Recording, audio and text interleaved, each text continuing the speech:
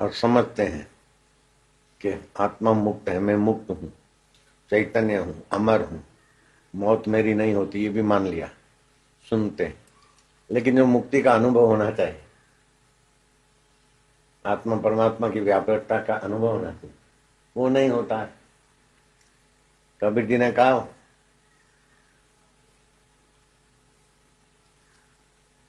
पंडितों को बुलाओ और जो मैं आदेश दूं उसका अमल आप भी करेंगे। तुम राजा नहीं रहोगे, राजा रहो तो रहो, लेकिन मैं महाराज रहूंगा, राजा का राजा, मेरी चलेगी। तो मैं तुमको उत्तर दूं? बोले हाँ महाराज, हमारे को संतुष्टि हो, उत्तर मिलता है तो आप ही की चले।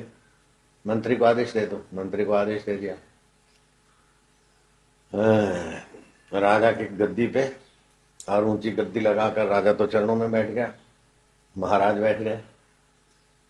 कौन महाराज? कबीर महाराज।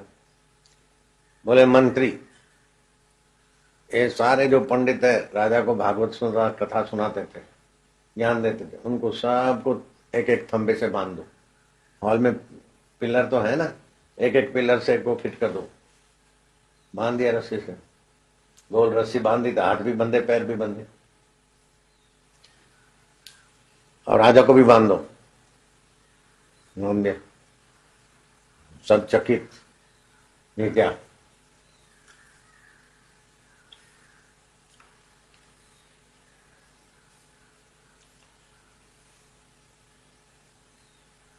थोड़ी देर तो सन्नाटा।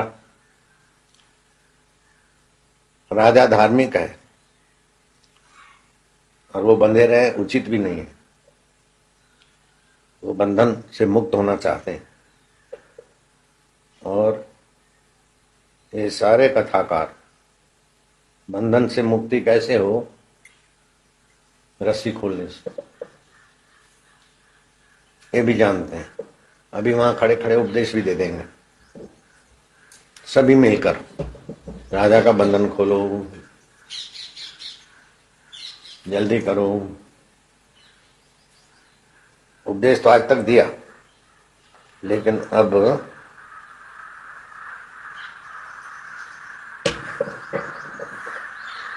घटना स्थली पे राजा बंधे हैं और आप उसको छोड़ो, तो पंडित एक दूसरे का मुंह ताकने लगे। राजा फिर से बोलो, कथाकार, पंडित, भाषण वाले लोग सब मिलके मुझे छोड़ो, छुड़ाओ। दो चार बार बोले, लेकिन वो उत्तर ही नहीं देंगे। तो कबीर जी ने कहा, बंधे को बंधा मिले, छूटे कौन उपाय, सेवा कर निर्बंध की, पल में दे छुड़ाए। ये सब बंधे हुए हैं और आप भी बंधे हुए हैं, सब मिलके आपको नहीं छुड़ा सकते। ऐसी जो स्वयं शरीर में बंधा है, मन में बंधा है, लोभ में बंधा है, मोह में बंधा है, अहंकार, कोई कैसी किसी रस्सी से बंधा है, बंधा तो बंधा है।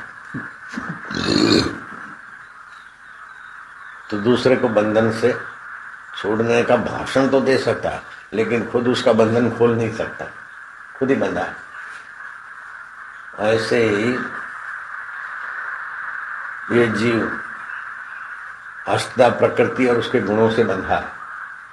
तो बंधन छोड़ने की बातें बोलना अलग बात है, और खुद पहुंच के बंधन छुड़ाना तो मुक्त आदमी का काम है।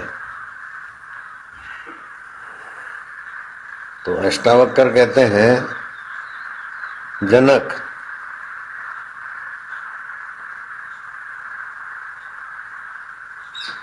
श्रद्धा कर ब्रह्मवेताओं का, जो निर्बंध महापुरुष है, उनके वचनों पर श्रद्धा कर। श्रद्धस्व तात श्रद्धस्व, वो धीर पुरुष होते हैं। धीर पुरुष कौन होता है? भगवान कृष्ण कहते हैं कि जो काम, क्रोध, लोभ, मोह, भय, तनाव, टेंशन, चिंता के आवेगों को रोक ले, वो धीर धीर पुरुष होता है।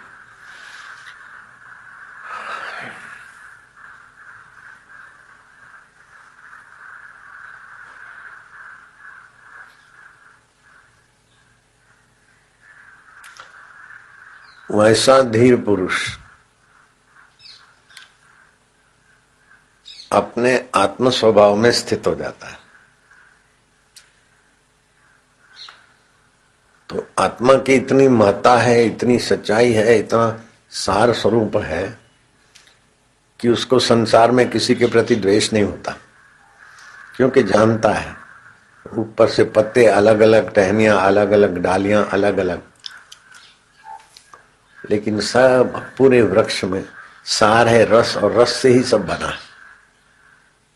वृक्ष ने रस खींचा है, उसी से सब, कोई डाली पूरब में, कोई पश्चिम में, कोई ईशान में, कोई वायव्य में, कोई कहीं, और उसके पत्ते कहीं, कोई पत्ता बिखर के दूर जाता है, कोई नजीक, कोई कहीं, लेकिन है सब रस का ही खेल।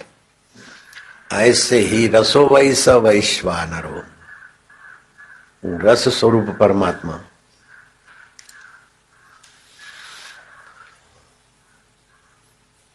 प्रकृति में, हमारे शरीर में, इसमें, उसमें, सब में वही चैतन्य देव है। रसो वै स वैश्वानरो, रस स्वरूप है वैश्वानर।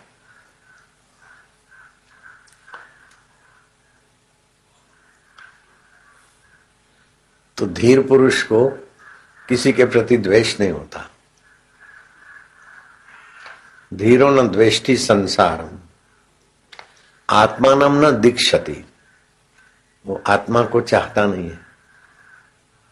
आत्मा परमात्मा है की बात। धीरो न द्वेष्टि संसारम आत्मानम न दीक्षति हर्षम अमहर्ष विनिर्मुक्ता न मृतो न च जीवति।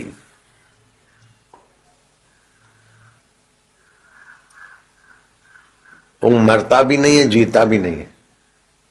आत्म साक्षात्कारी पुरुष जिंदा भी नहीं है और मरता भी नहीं है, क्योंकि जिंदा होता है शरीर और मरता शरीर है। वो शरीर में होते हुए भी अपने को सर्वेश्वर परमेश्वर ब्रह्म आत्मा से एकाकार हुआ है। तो भगवान भी ऐसे पुरुष के शिष्य बन जाते हैं। वशिष्ठ के शिष्य राम हो गए, भगवान राम वशिष्ठ के शिष्य थे, और भगवान कृष्ण सांदीपनी के शिष्य थे। वो गुरु होता है, गुरु। और गुरु भगवान को भी गुरु बना देते हैं। भगवान के 1000 नाम में भगवान का भी एक नाम गुरु है। गुरु का मतलब है जो लघु शरीर में, लघु परिस्थितियों में होते हुए भी सर्वव्यापक सर्वसमर्थ अपने गुरुत्व में जागे, उसे गुरु बोलते हैं। जैसे देश भर के चपरासी मिलकर भी कोई कानून पास करे तो उतना प्रभावित नहीं होगा देश भर के चपरासियों की साइन, जितना कानून पर राष्ट्रपति का सिग्नेचर प्रभावशाली होगा। है ना? क्योंकि वो गुरु पद पे बैठा है, बड़ी पद पे बैठा है।